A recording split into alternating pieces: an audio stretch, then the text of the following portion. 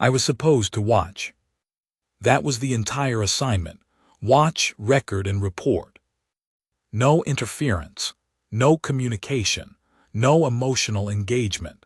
Those were the 3 laws of the observation corps, and in 47 rotations of service, I had never once broken any of them. 47 rotations. That's approximately 62 of your Earth years for those keeping count. 62 years of watching species across 14 star systems. Wars, famines, technological collapses, religious purges. I had seen all of it from behind the glass of a shielded survey pod, my neural recorder running, my emotional dampeners set to maximum, my mission report growing longer by the hour. I was, by every metric my superiors used, an excellent observer. The problem with being an excellent observer is that eventually, you observe something that changes you. And what I observed on that pale blue planet, in a place called Afghanistan, in the 3rd rotation of what humans called the year 2009, that changed everything. Not just me. Everything. Set up. Let me explain what I am first, because the story doesn't make sense without context. My designation is Observer Class Sentinel Unit Designation 7 Keth, though my crewmates called me Keth, which was easier. I belong to the Velori Observation Syndicate, an interstellar body that had been cataloging sentient species for the better part of 3 millennia. Our mission, as stated in the Syndicate Charter, was simple. We watched civilizations develop. We recorded their behaviors. We filed reports. Those reports were used to determine whether a species was ready for what the Syndicate called the Contact Protocol, official first contact with the broader galactic community. Humans at the time were Category 7. Category 7 meant biologically complex, technologically primitive by galactic standards, emotionally volatile, and flagged as potentially dangerous. The Velori Council had been debating humanity's category rating for decades. Some argued humans were too unpredictable to ever approach.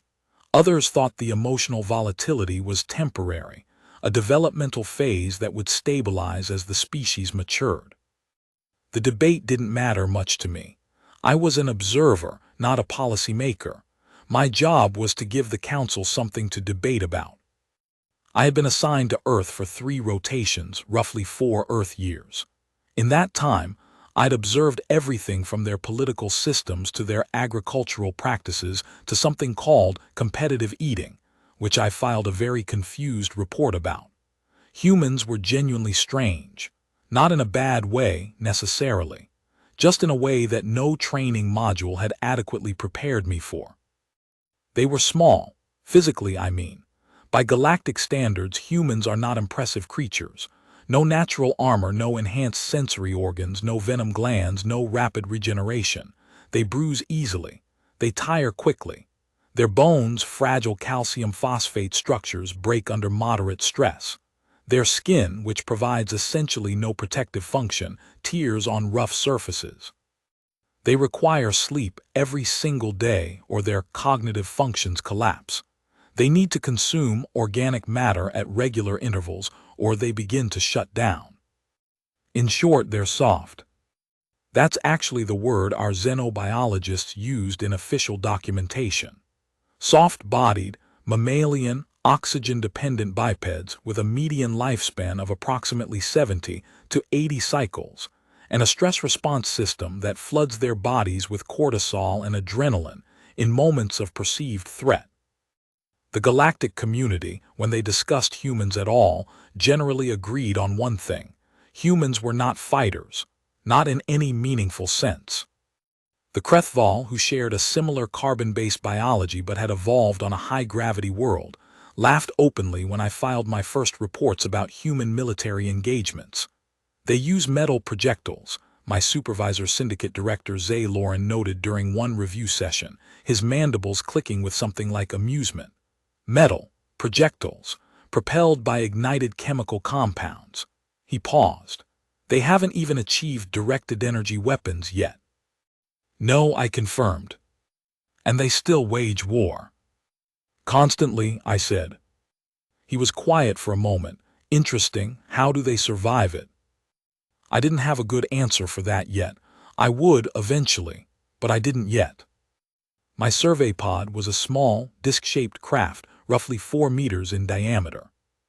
It ran on a Valori phase shift drive that rendered it invisible to every human sensor system in existence: radar, infrared, visible light. I could hover at 200 meters above a human settlement and be completely undetectable. I often did exactly that, low enough to pick up acoustic data with my external sensors, high enough to maintain a full-field visual on whatever I was observing.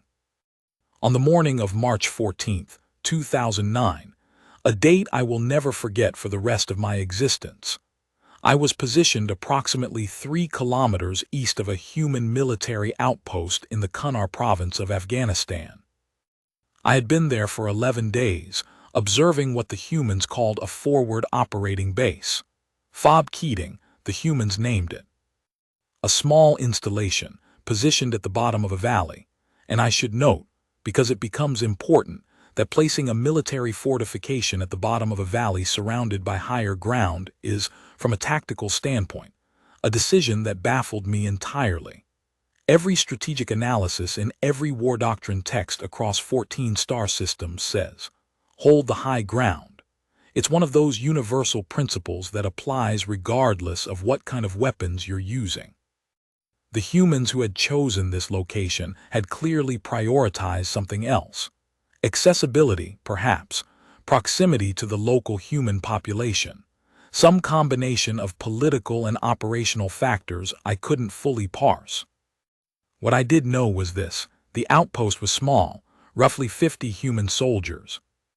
Their equipment was basic metal projectile weapons, a few armored wheeled vehicles, some communications technology. Their fortifications consisted of barriers made of compressed earth in wire cages, HFY barriers, my data banks told me, and reinforced wooden structures. A few guard towers made of timber. Around them, mountains.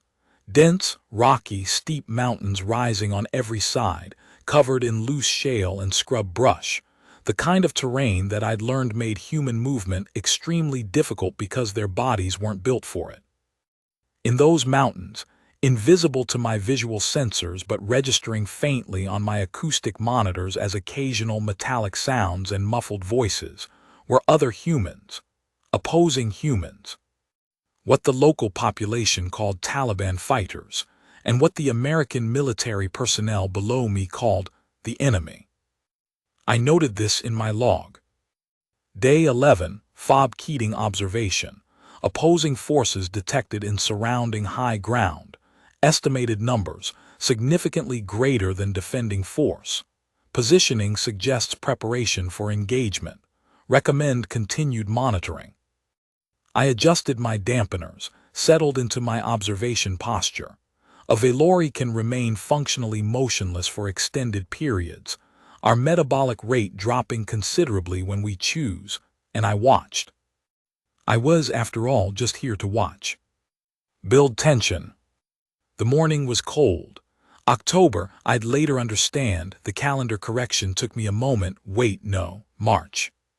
Early spring in that hemisphere, but at elevation, still bitterly cold in the pre-dawn hours. My thermal sensors picked up the human soldiers on their guard rotation, their body heat signatures visible as amber shapes moving along the perimeter walls. There was something about the quality of the silence that I noticed even before anything happened. I don't know how to explain that precisely. Silence has a quality. My acoustic monitors are sensitive enough to pick up the ambient sound layer of any environment: insects, wind patterns, the settling of rocks, the movement of small animals. And in the mountains around that outpost, for 3 days leading up to March 14th, the ambient sound layer had been shifting. The insects had gone quiet. The small animals, rodents, birds, had stopped their usual movement patterns. The mountains were holding their breath. I flagged it in my log: unusual acoustic pattern, possible environmental cause, possibly significant. I did not send an alert. Alerts were not my function. Interference was not my function. I was an observer. I watched the soldiers rotate through their guard shifts. I watched them eat. They had a food preparation area in one of the wooden structures, and my thermal sensors picked up the heat signatures of cooking equipment. The smell analysis module on my external sensor array picking up something that my data banks identified as coffee and something called powdered eggs. I watched them clean their weapons, metal projectile rifles, maintained with what I had come to recognize as compulsive precision. I watched them read physical documents and electronic devices. I watched some of them sleep in brief intervals, curled on padded sleeping surfaces in their assigned quarters. There was one soldier I found myself returning to in my observation more than the others. I should note, we're trained not to personalize observation subjects. You don't give them names. You don't invest in their individual outcomes. You observe the aggregate behavior of the group, file your report, and move on. It's not cruelty, it's methodology. If you start following one individual, you introduce bias into your data. You miss the larger patterns. But this soldier, I cataloged him as Subject 7K Alpha, which was my internal designation system, was different in ways that kept pulling my attention. He was not the largest human in the outpost, not even close.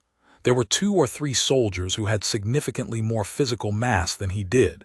He wasn't the most senior either. I'd learned to read human rank insignia, and his indicated a mid-level designation. Sergeant, my data bank said, a non-commissioned officer. What made him different was something I genuinely struggled to quantify. He moved through the outpost differently than the others. Not faster, not with any more physical capability, but with a kind of awareness that my sensors kept flagging as anomalous. He was never fully relaxed. Even during meal periods, even during what should have been rest time, some part of him was always oriented outward, watching the mountains, listening. His cortisol readings, I was picking up basic biometric data through my sensors, stayed elevated even when the other soldiers dropped into lower stress states. He noticed things. On day 9, while all the other soldiers were focused on a maintenance task involving one of their armored vehicles, I watched him stop, completely still, staring at a specific ridgeline for approximately 43 seconds. Then he went to his commanding officer and spoke for several minutes, gesturing at the ridge. The commanding officer glanced at the ridge, said something, and returned to what he was doing. Subject 7K Alpha went back to his post. But I noticed he moved differently after that conversation. More quietly, more deliberately. He said something to 2 or 3 of the other soldiers, younger ones I noted, soldiers whose body language consistently suggested lower experience levels, and whatever he said changed how they were holding themselves. More alert, quieter. I pulled my acoustic sensors to maximum sensitivity and caught fragments of what he was saying, cross-referenced against my human language databases. Something's off up there. I've been watching that ridge for 3 days and the pattern's wrong. Make sure your kit's ready tonight, not tomorrow morning, tonight. I know what the captain said. I'm telling you what I know. On day 10, he did it again. Stopped, watched the mountains, went to a different officer this time. The report came back the same way.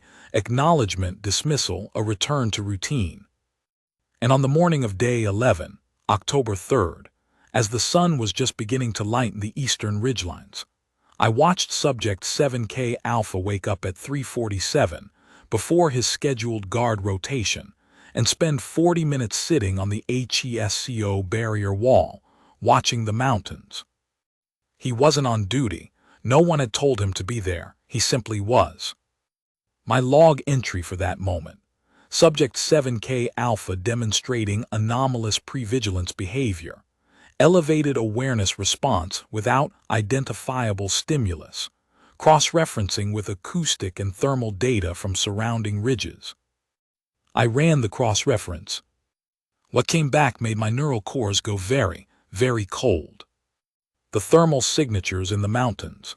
The faint, distant heat blooms of human bodies sheltering in rock formations, had multiplied significantly in the past 72 hours.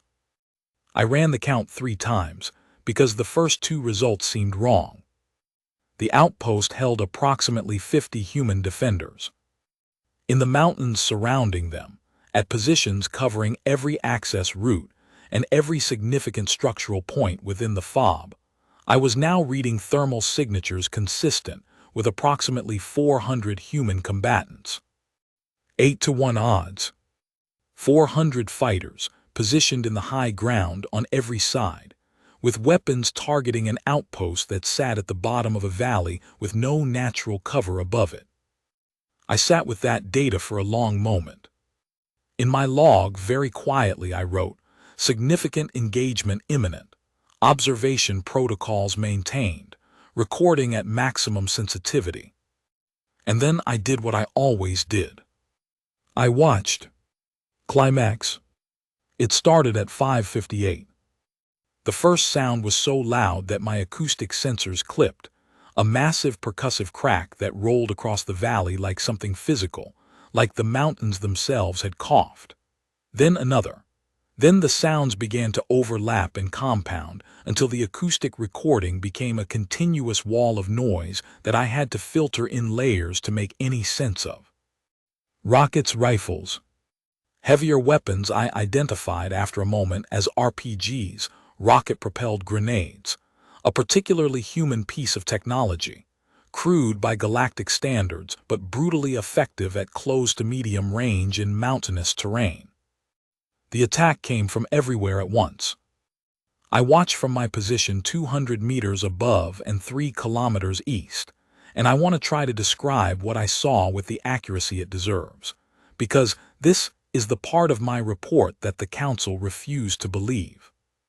This is the part that I've told and retold in debriefings, in review sessions, in the classified hearing that my syndicate director called 6 months later when my report triggered what the Velori bureaucracy calls a category reassessment flag. The outpost was hit from 3 directions simultaneously within the first 90 seconds. The guard towers, wooden structures, remember, built by beings with no understanding of what directed energy weapons could do, but with a very real understanding of what an RPG could do, were targeted first. One collapsed in the first 30 seconds, the soldier inside jumping from the structure as it began to fall and landing hard, rolling, getting back up. Getting back up. That was the first thing. He fell from a collapsing tower, hit the ground at a velocity that would have been immediately incapacitating by any metric I had been taught, and he got back up. Within 4 minutes of the attack's beginning, I had registered direct impacts on 7 of the outpost structures. 3 vehicles had been struck and disabled. The main communications tower took a hit at minute 6 and developed a visible lean that suggested structural compromise. The defending soldiers, 50 of them, against 400, did not run. I want to be very clear about this, because it is the central fact of everything I am about to tell you. They did not run. They did not attempt to escape the outpost. They did not surrender, which I had observed as a relatively common response in historical human military engagements, when faced with overwhelming numeric disadvantage. They fought. Each one of them found cover behind the HESCO barriers, inside doorways, behind the disabled vehicles, and they returned fire. They organized themselves with a speed that, looking back at my recordings, still astonishes me. No centralized command directing them in real time.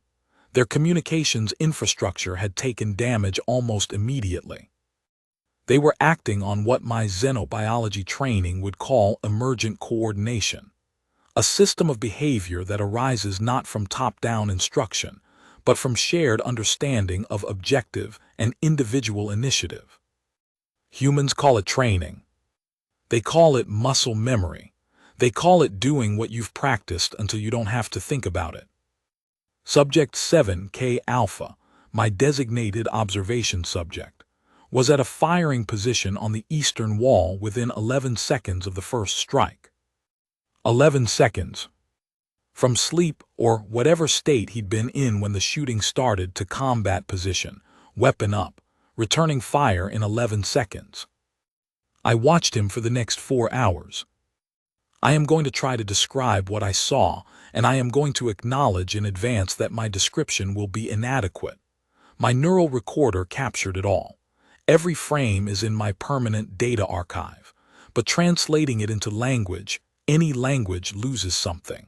It loses the weight of it. At minute 14, the eastern wall was breached.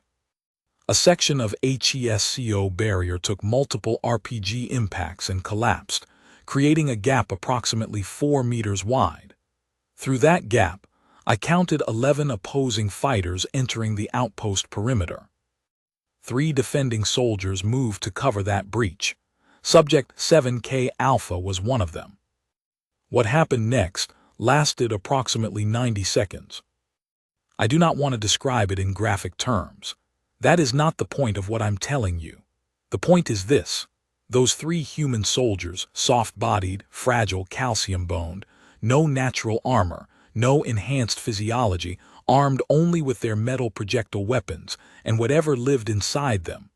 Those 3 soldiers stopped 11 attackers from entering further into the outpost. They held the breach.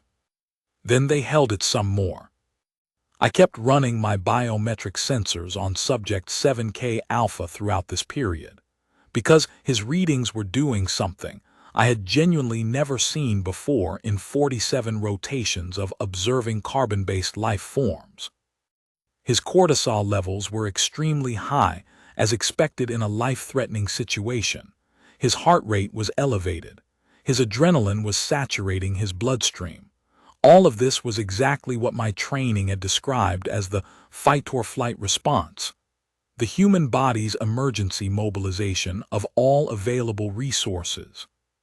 But the cognitive interference that should accompany those physiological states, the degradation of fine motor control, the narrowing of perception, the reduction in complex decision-making, I was not seeing it. He was making decisions. Complex ones. Real-time tactical decisions with a speed and accuracy that should not have been possible given what his body was doing. I watched him coordinate with the 2 soldiers beside him without looking at them, communicating in fragments of words and hand signals, managing ammunition, managing position, managing the angle of fire through the breach, all while his body was in a full physiological stress response. It was as if the stress made him sharper. My xenobiology training had a theoretical note about this. Something about the difference between acute stress response in prey-evolved species versus predator-evolved species. Something about how in apex predators, the stress cascade produces not just raw physical mobilization, but a focused, heightened cognitive state.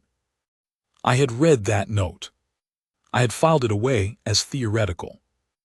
Watching Subject 7K Alpha hold that breach, I understood, for the first time, what it actually meant. Humans had not always been prey. At minute 31, one of the 2 soldiers with Subject 7K Alpha went down. I watched it happen, a single impact, the soldier dropping immediately, not moving. Subject 7K Alpha did not stop. He moved to cover the fallen soldier's angle while maintaining his own, somehow stretching his effective coverage across what had been 2 positions. The remaining soldier, youngest in the outpost, I'd noted him earlier, a private barely past human adolescence by my calculation, was shaking. Not from cold. His hands were visibly trembling as he maintained his position. Subject 7K Alpha said something to him. My acoustic sensors caught it barely under the noise. Look at me, look at me. You're doing it right, keep doing it right. The young soldier's trembling didn't stop, but he kept his position. At hour 2, things got worse. The opposing forces had identified the command post, a reinforced structure near the center of the outpost, and were concentrating fire on it. 2 more soldiers were down. 3. The casualty numbers in my log kept ticking upward, and each number represented one fewer defender for an outpost that had started with too few. I ran the arithmetic. The mathematics of the situation were, at this point, unambiguous. The outpost was going to fall. That was the logical conclusion. The numbers didn't lie. 50 defenders, now reduced to fewer, against 400 attackers with the high ground, the cover, and the initiative. The communications were intermittent. I was picking up fragmented transmissions on their radio frequencies, requests for what humans called close air support. But there were processing delays, routing issues, the kind of systemic friction that degrades communication networks under fire. Help was coming, but it was coming slow. And mathematics said the outpost wouldn't last until help arrived. I want to tell you about the moment I came the closest, the very closest, to breaking my observer's mandate. It was hour 2, minute 47. Subject 7K Alpha had moved from the eastern wall to a position near the center of the outpost, closer to the command structure, covering a different angle. He was low behind a HFY barrier. Around him, I counted 6 other soldiers still actively fighting. The others were either wounded, managing wounded soldiers, or dead. The opposing forces were pushing in from the north now. Coordinated fire, suppressing the defenders while a group maneuvered for a better entry angle. Subject 7K Alpha looked up over the barrier. He assessed the situation in what I estimate was 3 to 4 seconds. And then he did something that my analysis programs still flag as statistically improbable. He stood up. Not partially, not in a quick peek over the barrier. He stood fully upright, completely exposed, and he moved not away from the incoming fire but toward it, sprinting along the line of HFY barriers toward the northern wall, drawing fire, creating a moving target that pulled the suppressing fire away from 2 wounded soldiers who were pinned against a doorway. Every xenobiological instinct I had said, he will not survive this. Every probability model I ran said, he will not survive this. He survived this. He reached a firing position on the northern wall, got down behind cover, barely, the impacts coming close enough that I registered debris impacts on his body armor, and from that position began suppressing fire that broke the coordinated push from the north long enough for the 2 wounded soldiers to be pulled to cover by a third. He should not have survived that.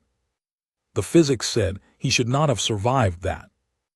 And here is the part that broke something open in me, the part that I have never been able to explain to anyone's satisfaction, the part that my syndicate director looked at in my debrief and said, very quietly, "Keth, this is not a Category 7 species." After he reached that wall, after he had just done something that no rational survival calculus would ever endorse, I watched him check the 2 wounded soldiers with a glance, confirm they were being helped, turn back to the wall, and continue the fight. Not in shock, not in some elevated state that would resolve into collapse. He just kept going. Hour 3. The aircraft arrived at hour 3. I had been tracking them on my sensors, American military aircraft, what my data banks identified as Apache attack helicopters and A-10 ground attack aircraft. The sound of them arriving, a deep, mechanical roar that I felt in my hull even at altitude, changed something in the acoustic signature of the battle below. The defending soldiers heard it too. I watched them hear it. I watched the change move through them, not relaxation, not relief, not a drop in intensity, something else, something I don't have a precise word for in Valori. The closest translation would be a deepening of will, as if the sound of inbound support didn't allow them to ease off, but instead reminded them of why they were still holding and gave them the additional fuel to keep holding. The aircraft began their attack runs on the surrounding ridges, and the dynamic of the engagement shifted rapidly.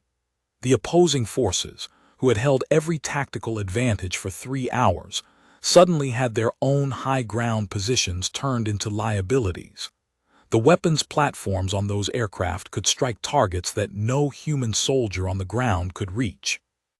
The intensity of incoming fire on the outpost dropped, not immediately, not completely, but it dropped. And in that drop, I watched Subject 7K Alpha move through the outpost, exposing himself repeatedly, again and again, in ways that my analysis kept flagging as probability violations, treating wounded soldiers, redistributing ammunition to defenders who were running low, reorganizing the defensive positions based on where the reduced but continuing threat was now concentrated. He spoke continuously while he did it. I captured as much as my acoustic sensors could pull through the noise. You're okay, let me see it, you're okay, Chen. Take the northwest angle, the fire's coming from the second ridge now, not the first, Martinez. How are you on magazines? Constant calm. Not perfectly calm. His voice had the jagged edge of someone running on adrenaline, and something beyond adrenaline, something deeper, some resource that his species draws on that doesn't have a name in any xenobiology text I've ever read. But functional, purposeful. The battle lasted, in total, approximately 5 hours and 40 minutes. At the end of it, the outpost was still standing. Damaged, battered, several structures destroyed, 8 soldiers dead, and I note each of those dead in my log with the weight they deserve, because each one was a person and the story does not minimize them. 27 wounded to varying degrees. But standing. 50 defenders, or the reduced number that were still fighting by the end, had held a position against 400 attackers for nearly 6 hours. In the galactic literature on military engagements between species of comparable weapon technology, I can tell you with certainty, this should not have been possible. Resolution. I hovered above that valley for 6 more hours after the battle ended, running analysis after analysis on my recordings. I was trying to find the variable I had missed, the thing that explained it, the logical framework that would make the mathematics work. I couldn't find it. The mathematics still said, that outpost should have fallen. By any rational model, based on what I understood about biological capability, numerical advantage, tactical positioning, and the physics of weapon systems, those defenders should have been overwhelmed within the first 2 hours. The only variable in my equations that I couldn't quantify, the only term I kept running into that my models could not contain, was the humans themselves. Not their bodies. Their bodies had done what bodies do, they'd bled, they'd broken, they'd fatigued. The physical reality of 50 soft-bodied mammals under sustained bombardment was exactly what xenobiology predicted. It was what was inside them. I know how that sounds. I know that what was inside them is not a scientific term. My syndicate director said exactly that when he reviewed this section of my report. Keth, he said, you cannot submit a formal observation report to the Velori Council that uses the phrase, what was inside them, as a causal variable. I told him he was right. I told him to read the recordings. He did. He was quiet for a very long time afterward. What is that?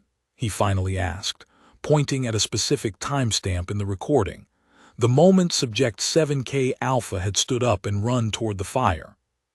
I don't know, I said. What does our xenobiology literature say about it? Nothing useful, I said. Our literature says they should have died. And yet, I agreed. I stayed in the valley, I couldn't leave. I know that's not professional. I know observers are supposed to maintain detachment, to move on when the observed event has concluded, to file the report and await the next assignment. But I kept watching. I watched the medical response come in, more aircraft, carrying medical personnel and additional soldiers. I watched the wounded being treated and transported. I watched the dead being carried with a specific ceremony that I had observed in human cultures, before, but that hit differently now. A careful, deliberate treatment of the dead that spoke to something I had not fully understood until I'd watched how hard those humans had fought to not become casualties themselves. I watched Subject 7K Alpha sit down, for the first time in hours, against the HESCO barrier, and I watched him put his face in his hands. Not for long, a few minutes. His biometric readings during that time showed a crash, the adrenaline clearing his system, the cortisol dropping, the physiological mobilization state releasing all at once. His heart rate spiked in a strange pattern, then settled. His respiration became irregular for several minutes. Then he took his hands down from his face, looked up at the mountains around him, and got back to his feet. He walked to where one of the younger soldiers was sitting, the one who had been trembling, the one he'd talked through the breach, and he sat down next to him, said something I couldn't capture, put a hand on the young soldier's shoulder. They sat there for a while. That was it. That was the whole moment. No dramatic speech, no visible catharsis, no cinematic resolution. Just two human beings sitting against a dirt wall in a battered outpost at the bottom of a valley, shoulder to shoulder. I found I could not look away. That was when I understood that my mistake, the mistake the title of this account refers to, was not a mistake of action. I hadn't interfered. I hadn't broken protocol. I hadn't done anything my syndicate charter prohibited. My mistake was more fundamental than that.